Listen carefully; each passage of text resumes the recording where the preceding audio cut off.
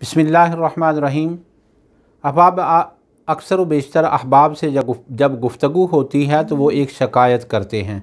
शिकायत क्या है कि जी जब हम नमाज के लिए खड़े होते हैं तो बड़े ख्यालात बद आते हैं।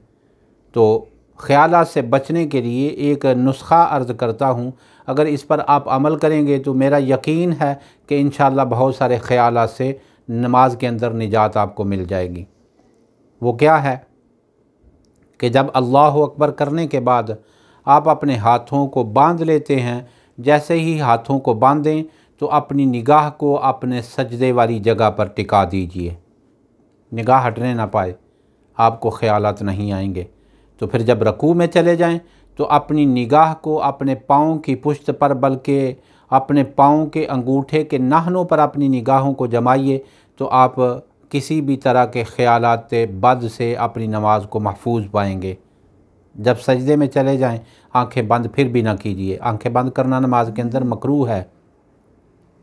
तो अपने आंखें बंद ना कीजिए, बल्कि सजदे के अंदर अपनी आंखों को अपनी नाक की पुश्त पर टिकाइए। जब तशहुद में बैठ जाएं तो अपनी निगाह को अपनी गोद में, अत्तहियात में बैठे हों तो अपनी निगाह को अपनी गोद में रखिए, तो इंशाअल्लाह आपकी नमाज जो है वो ख्यालात से बद से महफूज हो जाएगी। जब सलाम फेर रहे हों तो अपने कंधे पर निगाह रखिए, बाएं साइड, जब दाएं साइड पे सलाम फेरें तो दाएं कंधे पर, जब बाएं साइड पे सलाम फेरें तो बाएं कंधे पर। इस तरह आप यकीनन ख्यालात बद से अपनी नमाज को महफूज कर पाएंगे। तजर्बा करके देखिए इंशाअल्लाह।